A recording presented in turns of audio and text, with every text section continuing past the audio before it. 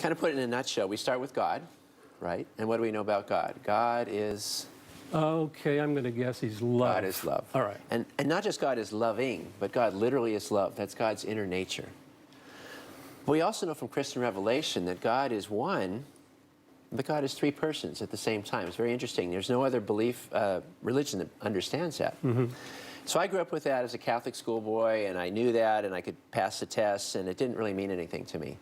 And when I started doing this work, I realized, or was pointed out to me, that if God is love, God has to be more than one person.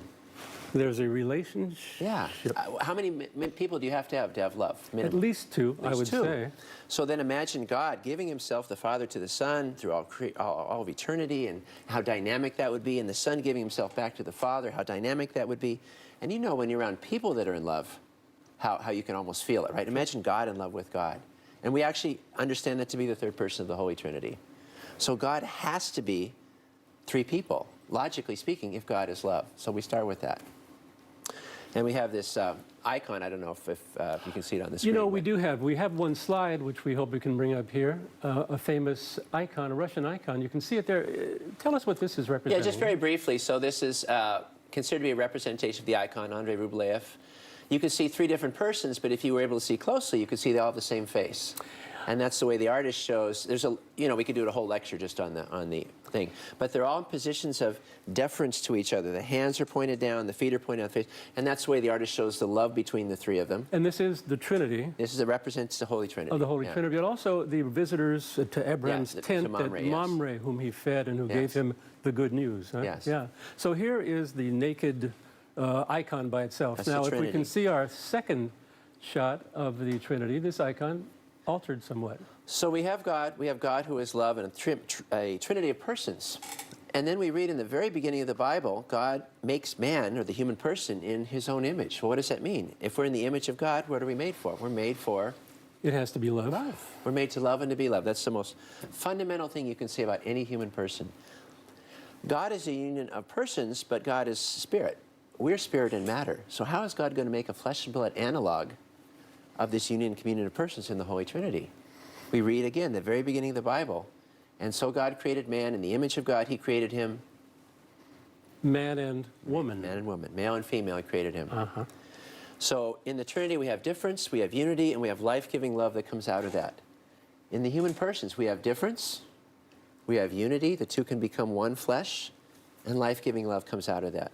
This union of man and woman is intended to be an icon of the Trinity. That slide we just looked at, Christian marriage is actually intended to point us towards heaven. It's like a preview of coming attractions. It's a little taste of what heaven's going to be like if you live it right. If you don't live it right, it's like the other place. But well, my wife has mentioned that on a few occasions.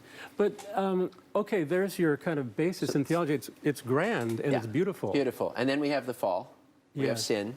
And so relationships are not always as beautiful as they should be. Men and women actually have difficulty with each other sometimes. You may have experienced that. I have. And so Jesus came to give us the church and give us the sacraments to help us overcome these difficulties. So sacrament is, the best definition I ever heard, is a share of God's inner life. God's life is, God is... He's love. Love. A relationship of love. So this grace from the sacraments gives us the ability to love others in a way we could not on our own, a supernatural ability to love. And we have 6 sacraments that are ministered by the church, and the 7th sacrament, marriage, is actually ministered by the couple. Now, to me that's interesting. I don't know if I'm pausing you, but I've read up on this lately as well.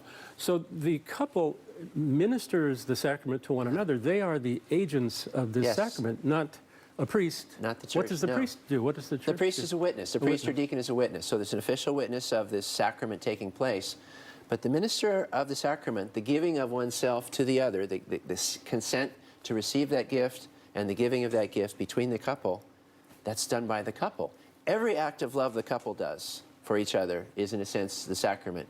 But most particularly when they come together as husband and wife, that's a renewal of their wedding vows. That's a renewal of the sacrament. And most people don't seem to realize that. All right, you're saying sexual life in marriage is the renewal of the wedding vows, of complete gift of self to the other. Yes. So the greatest love in all of human history is Jesus. He gives himself to us freely, fully, to the end faithfully and fruitfully. And in your wedding day, you vow to love your spouse as Jesus loved. Yeah. I come here freely, I give myself fully till death, and life-giving love. I'm open to new life coming out of that.